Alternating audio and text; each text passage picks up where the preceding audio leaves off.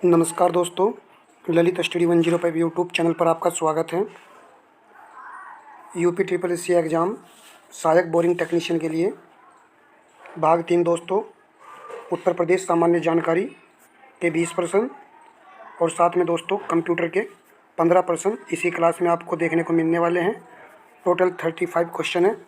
देखिए, boring technician में 65 number का पार्ट तो महत्वपूर्ण भूमिका निभाएगा ही, परंतु यूपी स्पेशल और कंप्यूटर भी महत्वपूर्ण टॉपिक है। इनको भी साथ में करते रहिए दोस्तों, तभी जाकर के एक अच्छा स्कोर बनेगा और बोरिंग टेक्नीशियन हम बन पाएंगे।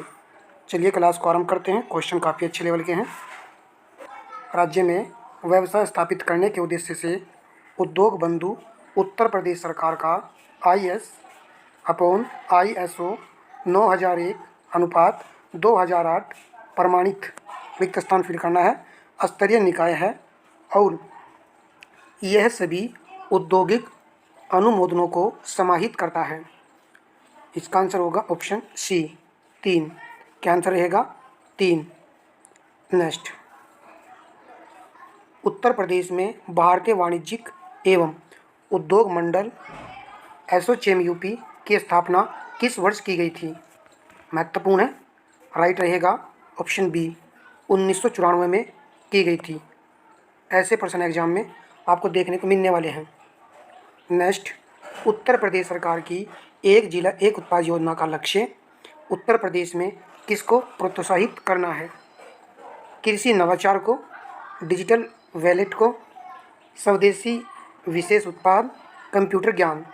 तो राइट रहेगा ऑप्शन सी, स्वदेशी और विशेष उत्पाद को प्रोत्साहित करना है।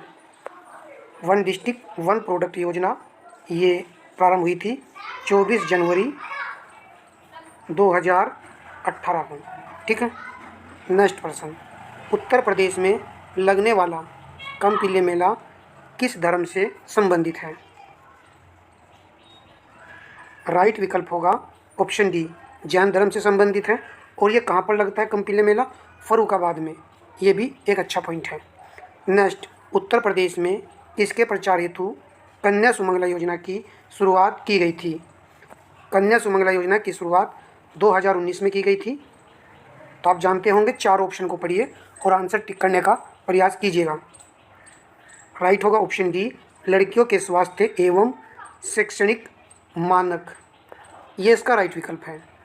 नेक्स्ट, उत्तर प्रदेश में किसके हेतु सबरी संकल्प अभियान की शुरुआत की गई थी?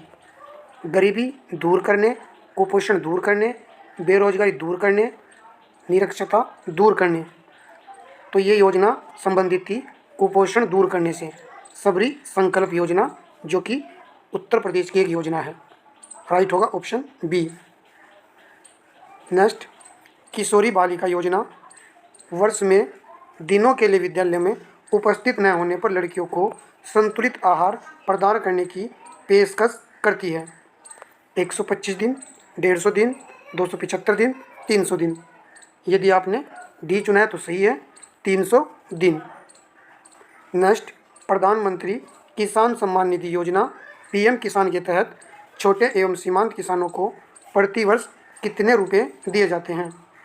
तो 3 किस्तों में ये रुपए दिए जाते हैं और प्रति वर्ष मिला करके 6,000 रुपये यानी 2,000 रुपये की किस्त होती है और साल में जो है 3 किस्त बनती है। टोटल 6,000 रुपये आवंटित किए जाते हैं भारत सरकार के द्वारा। रिक्त स्थान फिल करना है। उत्तर प्रदेश राज्य की पारंपरिक अर्ध ऐतिहासिक कहानियों एवं गाथा गीत का नृत्य नाटक है। कितना अच्छा क्वेश्चन है दोस्तों, आप इसको कीजिए। घूमर, कालबेलिया, सवांग, पुलिकली। तो राइट होगा सवांग। याद रखेंगे, कहानियों एवं गाथा गीत का नृत्य है ये सवांग। तो सी राइट था। प्रश्न नंबर आपका नेक्स्ट है, हरदौल। हरदौल कथा विशेष रूप से रिक्त स्थान फिल करना है के लोकगीत जो कि उत्तर प्रदेश एवं मध्य प्रदेश में फैले हुए हैं। मिर्ज़ापुर, बुंदेलखंड, अवध, ब्रज। आपने इसको चुन लिया होगा क्योंकि यहाँ पर सीधा सीधा कह दिया गया है उत्तर प्रदेश और मध्य प्रदेश में फैले हुए हैं। तो बुंदेलखंड क्षेत्र जो है उत्तर प्रदेश और मध्य प्रदेश तक फैला हुआ है। तो बी यहाँ पर राइट है। तो हरदौल कथा विशेष रूप से संबंधित है बुंदेलखंड क्षेत्र से, इतना भी पूछा जा सकता है। नेक्स्ट, उत्तर प्रदेश बिहार का बारिश के मौसम का एक लोकप्रिय मनोरंजन है जो बारिश के मौसम में होता है, और ये उत्तर प्रदेश बिहार से रिलेटेड है। यदि आपने इसका आंसर ए चुना है तो सही रहेगा, झूला। क्या रहेगा? झूला। नेक्स्ट, उत्तर प्रदेश राज्य का कौन सा जिला नेपाल के साथ अपनी सीमा साझा नहीं करता है? तो नेपाल के साथ में यूपी के 7 जिले लगते हैं, जिनमें पीलीभीत है, श्रावस्ती है, महाराजगंज है, परंतु सीतापुर नहीं है। सी विकल्प यहाँ पर सही रहेगा। उत्तर प्रदेश का कौन सा जिला उत्तर प्रदेश और बिहार की सीमा पर स्थित है? तो आप मैप में थोड़ी सी नज़र डालिए, एकदम से आंसर कन्फर्म हो जाएगा। बस्ती, बुलंदशहर, बांदा, बलिया। तो राइट होगा ऑप्शन डी, बलिया। गंगा जो नदी है वो बलिया से ही तो बाहर निकलती है, और बलिया जो है यूपी का पूर्वी जिला है। नेक्स्ट पर आते हैं, उत्तर प्रदेश के किस शहर को सुहाग नगरी कहा जाता है? यह शहर कांच की चूड़ियाँ बनाने के लिए प्रसिद्ध है। राइट होगा ऑप्शन ए, फिरोजाबाद। ए विकल्प यहाँ पर सही आंसर था। नेक्स्ट प्रश्न, उत्तर प्रदेश का कौन सा शहर चिकनकारी साड़ियाँ नामक सुंदर कढ़ाई वाली साड़ियों के लिए प्रसिद्ध है? मोस्ट इंपॉर्टेंट है, कई बार परीक्षा में पूछा गया है। राइट होगा लखनऊ। बी विकल्प यहाँ पर सही है। यदि जरा भी लगे कि वीडियो काम का है, क्वेश्चन अच्छे हैं, तो वीडियो को लाइक अवश्य कीजिएगा दोस्तों। और भी मैंने यूपी स्पेशल से आपको क्लासें कराई हैं, तो आप जो वीडियो सेक्शन में जा करके उनको भी जरूर देखिएगा, जो कि एग्जाम के लिए हेल्पफुल रहने वाली है। उत्तर प्रदेश के किस शहर में 11 मंजिला पागल बाबा मंदिर है? वृंदावन, वाराणसी, सारनाथ, चित्रकूट। तो इसका राइट होगा ए विकल्प, वृंदावन। वृंदावन में पागल बाबा मंदिर है। वृंदावन में जाने पर सभी लोग पागल हो जाते हैं बाबा के प्रेम में। कैसे भी कीजिए, याद कीजिए। बुंदेलखंड नामक क्षेत्र निम्नलिखित किस क्षेत्र के अंतर्गत आता है? तो अभी हमने पढ़ा है दोस्तों, बुंदेलखंड नामक क्षेत्र किसके अंतर्गत आता है? उत्तर प्रदेश और मध्य प्रदेश सीमा से ये टच है। बी यहाँ पर राइट आंसर था। निम्न में से कौन सा स्थल रामसर स्थल नहीं है? तो इसको आप चुनिए। पार्वती अर्घा तो दोस्तों अभी बना है, सूर सरोवर, ऊपरी गंगा नदी और सुरहा ताल। कौन सा रहेगा? तो 98 का राइट आंसर हो जाएगा सी, सुरहा ताल। और मुझे लगता है दोस्तों इसको भी चुन लिया गया है। अब यूपी में जो रामसर स्थल है वो टोटल 13 हो गए हैं, तो यहाँ पर हमने आपको बता दिया है। निम्नलिखित में से बाघों के संरक्षण से संबंधित कौन सा स्थल उत्तर प्रदेश में स्थित है? तो बाघों के संरक्षण के लिए कह रहा है, देखिए सरिस्का नहीं है, जिम कार्बेट नहीं है, पन्ना नहीं है, अमनगढ़ टाइगर रिजर्व है ये, जो कि बिजनौर में है। और यूपी में 4 टाइगर रिजर्व हैं, ये पूछा जा सकता है। लखीमपुर खीरी पहला है, 1987 में इसकी स्थापना हुई थी। क्रम में भी पूछ सकता है कि कौन से नंबर का कौन सा है। ठीक है, चलिए प्रश्न नंबर आपका 100 है। बुद्ध ने अपना पहला धर्मोपदेश देते हुए अपने मत की आधारशिला रखी थी। तो बुद्ध ने पहला जो धर्मोपदेश दिया था वो सारनाथ में दिया था। डी यहाँ पर सही आंसर था। तो दोस्तों यहाँ पर हमने 100 क्वेश्चन यूपी 20 क्वेश्चन जो यूपी स्पेशल से कवर किए हैं। अब हम चलते हैं कंप्यूटर सेक्शन पर।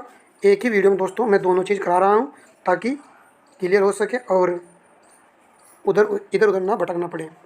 निम्नलिखित में से कौन सा एक एप्लीकेशन सॉफ्टवेयर है? इससे प्रश्न बनता ही है। एप्लीकेशन सॉफ्टवेयर हो जाएगा MS वर्ड। डी विकल्प यहाँ पर आपका सही आंसर था।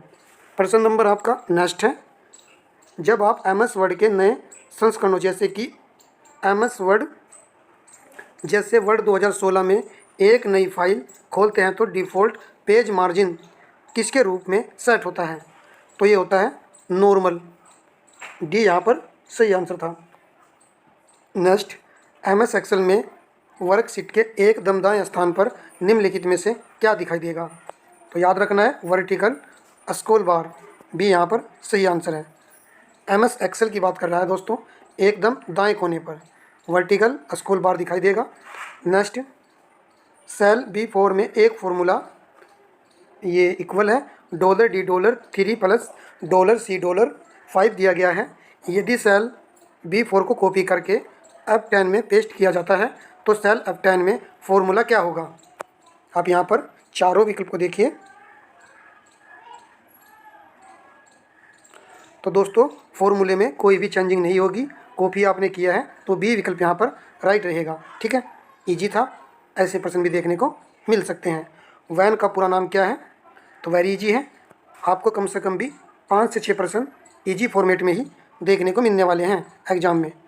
तो वाइड एरिया नेटवर्क हो जाएगा, ए विकल्प यहाँ पर बिल्कुल सही आंसर था। नेक्स्ट पढ़ाते हैं, एमएस वर्ड के संबंध में निम्नलिखित कथन सत्य हैं या असत्य हैं। एक डॉक्यूमेंट फाइल में बुलेटेड और नंबर दोनों लिस्ट हो सकती हैं। एमएस वर्ड डॉक्यूमेंट में पेज मार्जिन को कस्टमाइज किया जा सकता है। तो दोनों बातें दोस्तों यहाँ पर सही है, ए विकल्प यहाँ पर सही आंसर रहेगा। प्रश्न नंबर आपका नेक्स्ट है, POP3 एक नई मेल संबंधित प्रोटोकॉल है। POP3 में संख्यात्मक मान 3 क्या दर्शाता है? जो भी क्लास है दोस्तों एग्जाम पॉइंट से रिलेटेड है, सिलेबस पॉइंट पर आधारित है, ये सभी टॉपिक सिलेबस में हैं। चलिए, तो यहाँ पर POP3 ये ईमेल से संबंधित है, ईमेल प्राप्त करने संबंधित प्रोटोकॉल है, और ये POP का संस्करण है। तो POP का नया संस्करण क्या है? POP3 है। ठीक है दोस्तों, तो यहाँ पर डी राइट था। प्रश्न नंबर आपका 73 है, किस मोबाइल वॉलेट से नकद भुगतान संभव नहीं है? तो यहाँ पर आंसर होगा सेमी ओपन वॉलेट से नकद भुगतान संबंधित नहीं है। आपने देखा होगा अभी हाल ही में परीक्षा हुई है, करेंसी संबंधित कंप्यूटर में क्वेश्चन पूछा गया था फार्मासिस्ट एग्जाम में। निम्नलिखित में से कौन सी कीबोर्ड शॉर्टकट एमएस वर्ड में एक खुली फाइल को सेव करने के लिए Ctrl+S के समान है? तो एमएस वर्ड में खुली फाइल को सेव करने के लिए जो शॉर्टकट कुंजी होती है वो दोस्तों होती है Ctrl+S होती है। इसी के समान है Shift+F12, Shift+F12 हो जाएगा। डी यहाँ पर राइट आंसर रहेगा। चलिए, अच्छा क्वेश्चन था। एमएस वर्ड के तहत हाल ही के संस्करणों जैसे कि वर्ल्ड 2016 में होम मेन्यू के तहत पैराग्राफ कमांड समूह के भाग के रूप में निम्नलिखित में से कौन सा नहीं दिखाई देता है? Numbering, change case, multiple list या बुलेट? तो आपको यहाँ पर जो दिखाई नहीं देता है उसका नाम है चेंज केस, सी विकल्प सही है। इंटरनेट की एप्लीकेशन है, तो इंटरनेट एप्लीकेशन है संचार का, शिक्षा का, चिकित्सा का, ये सभी। तो इंटरनेट दोस्तों शिक्षा के क्षेत्र में, चिकित्सा के क्षेत्र में, संचार के क्षेत्र में महत्वपूर्ण भूमिका निभाता है। सोशल नेटवर्क के अंतर्गत आते हैं, तो सोशल नेटवर्क के अंतर्गत फेसबुक भी आता है, इंस्टाग्राम भी आता है, और पिंटरेस्ट भी आता है। ये सभी पूरी क्लास देखने से कुछ ना कुछ बेनिफिट होता है। यदि इस क्लास में से आपको एग्ज़ाम में 3 से 4 प्रश्न मिल जाए तो ये आपके लिए बहुत ही महत्वपूर्ण क्लास हो जाएगी।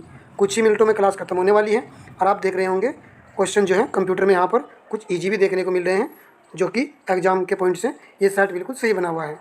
लाइनक्स में डॉक्स का, DOS का फीचर मौजूद है, इंपॉर्टेंट है ये भी। CLI याद रखेंगे। मशीन लर्निंग में एल्गोरिथम क्या है? देखिए, मशीन लर्निंग वाला टॉपिक दिया हुआ है सिलेबस में, तो एल्गोरिथम होता है निर्देशों का सेट, यहाँ पर बी सही है। प्रश्न नंबर ये लास्ट है हमारा, जो कि 80 है। ChatGPT किस प्रकार की AI का उदाहरण है? तो ChatGPT होता है, याद रखेंगे, GTP, जनरेटिव AI, यहाँ पर बी सही आंसर था। तो दोस्तों मिलेंगे नेक्स्ट क्लास में, तब तक के लिए धन्यवाद। और हाँ, जो 65 नंबर वाली क्लास है उसकी वीडियो देखें दोस्तों। मैं अब ये सोच रहा हूँ कि हमारे 12 टॉपिक हैं उसमें, तो हम 4-4 का ग्रुप बना करके कुछ क्वेश्चन कराएं आपको 35-36 एक क्लास में, और 2 से 3 दिन में सभी क्वेश्चनों का रिवाइज कर लें। यदि आपका कमेंट आया तो मैं क्लास को बनाना शुरू करूँगा। धन्यवाद दोस्तों।